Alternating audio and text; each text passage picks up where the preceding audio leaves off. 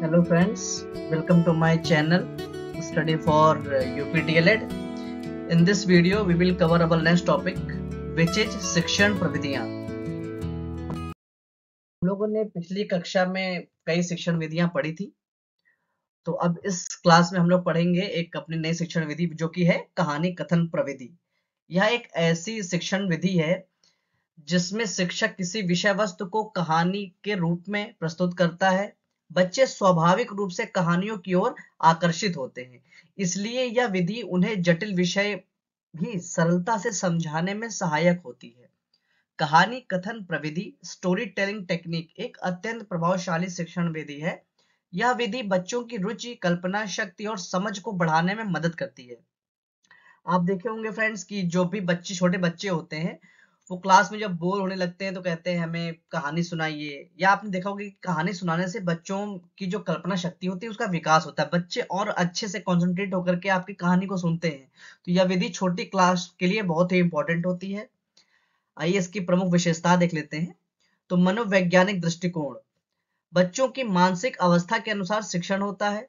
रुचिकर और मनोरंजक, कहानी सुनने में आनंद आता है जिससे सीखना सहज हो जाता है। सहज ज्ञान प्राप्ति, कठिन विषय वस्तु को सरल और रोचक बनाकर प्रस्तुत किया जाता है। सक्रिय सहभागिता, बच्चे कहानी में रुचि लेते हैं और प्रश्न पूछते हैं। मूल्य शिक्षा, कहानियों के माध्यम से नैतिक मूल्यों की शिक्षा दी जाती है। फ्रेंड्स, वैल्यू एजुकेशन बहुत इंपॉर्टेंट है आजकल बच्चों को देने के लिए। जो नई शिक्षा नीति 2020 आई है, NEP 2020, इसके अनुरूप भी यही चीज कही गई है कि बच्चों में नैतिकता का विकास किया जाए। अपने देश के लिए जो उनके चिंतन की जो शक्ति है उसको बढ़ाई जाए। मतलब खाली कागजी ना रहे कि बस खाली किसी एक दिन राष्ट्रवाद की भावना जागृत कर ली गई 15 अगस्त को, 26 जनवरी को झंडा फहरा करके, ऐसा नहीं है।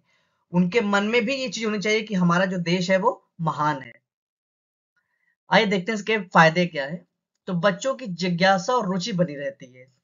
उबाऊ विषय भी रोचक बन जाते हैं। कक्षा अनुशासन बेहतर रहता है क्योंकि बच्चे ध्यान पूर्वक सुनते हैं। वास्तविक जीवन से जुड़ाव होता है जिससे समझ गहरी होती है। कक्षा अनुशासन बनाने में बहुत इंपॉर्टेंट होता है। जैसे बच्चों का मन ना लग रहा हो या बच्चे शोर कर रहे हो, तो आप कहानी के माध्यम से उनको आप लोग थोड़ा सा कंट्रोल कर सकते हैं, उनको डिसिप्लिन ला सकते हैं। इसलिए बहुत इंपॉर्टेंट हो जाती है ये।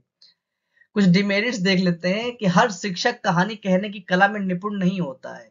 जैसे कुछ शिक्षक होते हैं जो अच्छे वक्ता नहीं होते हैं, या उनके अंदर कोई ऐसी स्किल नहीं होती कि अच्छे से कहानी को पेश कर सके, तो इसलिए वो यह विधि उन टीचरों के लिए क्या हो जाती है, वो डिमेरिट हो जाती है। उच्च कक्षाओं में इसका प्रयोग थोड़ा कठिन हो सकता है। बड़ी कक्षाओं में बच्चे इसको अच्छे ढंग से नहीं लेते हैं क्योंकि उनको कहानी सुनने में इतनी दिलचस्पी नहीं रहती है, फिर डिस्ट्रैक्शन हो जाता है क्लास में। यदि कहानी प्रभावशाली ना हो तो बच्चे ऊब जाते हैं। जाहिर सी बात है, अगर उनको इंटरेस्ट नहीं आएगा तो उनको सुनने में उसमें रुचि नहीं आएगी तो वो बोर हो जाएंगे और क्लास को डिस्टर्ब करना शुरू कर देंगे। कुछ सावधानियां लेनी पड़ती हैं इस विधि में कि कहानी बच्चों की आयु और समझ के अनुसार होनी चाहिए। नेक्स्ट है भाषा सरल और स्पष्ट होनी चाहिए। शिक्षक की शैली प्रभावशाली और भावनात्मक होनी चाहिए। कहानी में उद्देश्य स्पष्ट होना चाहिए। यह बहुत इंपॉर्टेंट है कि आप जो भी आप कहानी सुनाइए उसका एक आउटपुट निकालिए, उसका एक उद्देश्य निकालिए, उसमें शिक्षा प्रदत्त कहानी शिक्षण होना चाहिए ताकि आप लास्ट में उसको एक कहानी सुना सके। जैसे ईमानदारी कहानी है, जैसे कछुआ और खरगोश की कहानी है, इसमें हम दिखा सकते हैं कि हमें कॉन्टिन्यूटी रखनी चाहिए, बिना सफलता पाए आराम नहीं करना चाहिए। ऐसी बहुत सी पंचतंत्र की बहुत सी कहानियां हैं जो शिक्षा प्रदान करती हैं। तो फ्रेंड्स, आज अपना एक यही टॉपिक पढ़ेंगे हम लोग। नेक्स्ट टॉपिक में और भी शिक्षण विधियां पढ़ेंगे। इसलिए फ्रेंड्स, थैंक्स फॉर वॉचिंग।